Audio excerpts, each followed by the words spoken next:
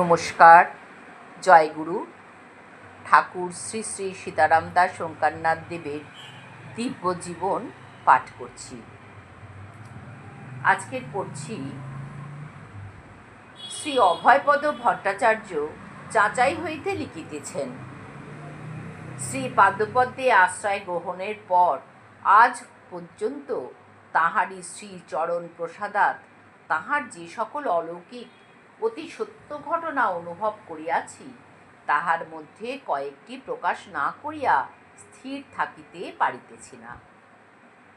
1846 সাল শারদীয়া পূজা উপলক্ষে আমি গ্র্যান্ড কর্ড লাইনের কোডারমা স্টেশন হইতে 12 মাইল দূরে ডোমচাক অভ্রখনির কর্মচারীগণের দুর্গাপূজায় তন্ত্রধরকের কার্য করিতে যাই।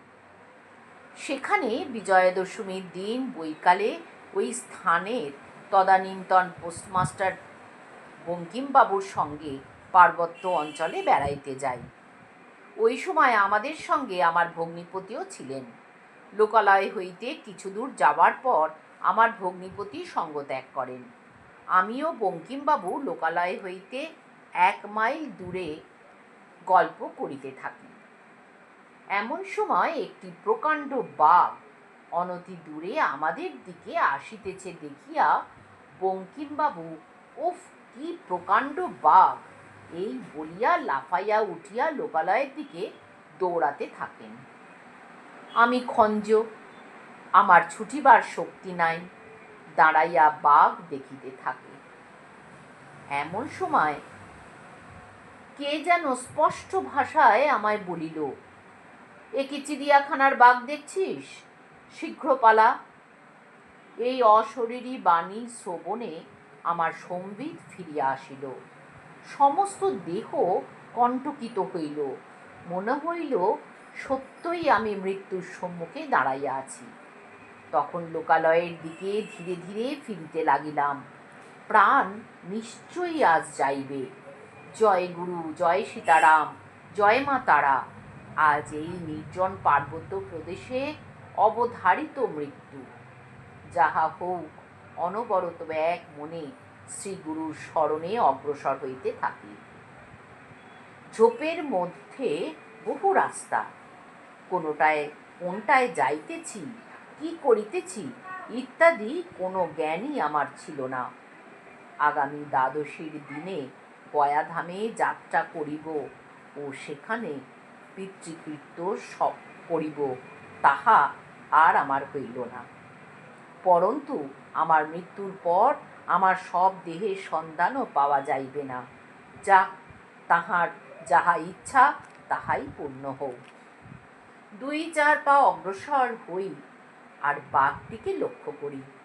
আশ্চর্যের বিষয়, বাঘ আমাকে লক্ষ্য না করিয়া গজেন্দ্রগমনে আসিতেছে, অথচ বাঘটি মাত্র 20-22 হাত তফাতে আছে। ক্রমশ ঝোপের আড়াল হইয়া গেল। কিছু দূর আসার পর দেখি একদল মহিষ লইয়া উহার অগ্র ও পশ্চাতে টাঙ্গিধারী 2 জন মহিষ বালক যাইতেছে। তাহারা আমাকে দেখিয়া বলিল, এই বাঙালি বাবু, এখানে বাঘের মুখে কোথায় এসেছিস? এই স্থানের নাম বুড়িয়ার খাদ। এই জায়গাটি বাঘের আড্ডা। বিনা বন্দুকে বা অস্ত্র হাতে না লইয়া এখানে কেউই আসে না। তুমি আজ খুব বাঁচিয়া গেলে। বেলা 1টা হইতে একটা বাঘ এই মহিষের দলকে লক্ষ্য করিয়া আসিতেছে। যদি কোনো রকমে একটি মহিষ দিগ্ভ্রষ্ট হয়, তাহা হইলে সেটিকে মারিয়া ফেলিবে। মহিষের দিকে লক্ষ্য থাকায় তোমার আজ পরিত্রাণ। যাক, লোকালয়ের সান্নিধ্য লাভ করিয়া একটু পূর্বে দেখি যে পূর্বোক্ত বঙ্কিমবাবু আমার অনুসন্ধান করিবার জন্য ফিরিয়া আসিতেছেন। তাহাকে দেখিয়া আমার হাসি পাইল। তিনি সবিনয়ে বলিতেছেন, দেখুন, আমার বিশেষ ত্রুটি হইয়া গিয়াছে, মার্জনা করুন। আমি বাঘ দেখিয়া কর্তব্য ভুলিয়া পলায়ন করিয়াছিলাম। পরে আমার মনে হইল, এ কি, আমি কি করিলাম? খঞ্জ ব্রাহ্মণের কি হইল সংবাদ লইলাম না? আমি বঙ্কিমবাবুকে বলিলাম, ভাই, রাখে কেষ্ট মারে কে?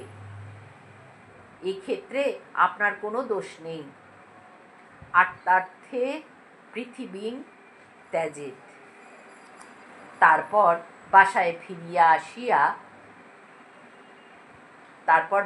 ফিরিয়া আসিবার পর দলে দলে স্থানীয় লোক সকল বঙ্কিমবাবুর মুখে ঘটনা অবগত হইয়া আমাকে দেখিতে আসে ও আমাকে বলে, ধন্য মশায়, আপনার পরমায়ু।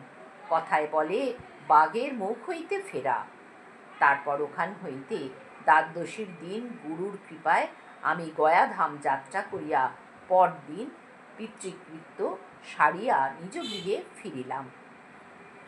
ইহার পর আরও একটি ঘটনার কথা শুনুন। এই ঘটনাটি কি সেটি আমরা আগামী দিন শুনব। জয় গুরু, জয় সীতারাম।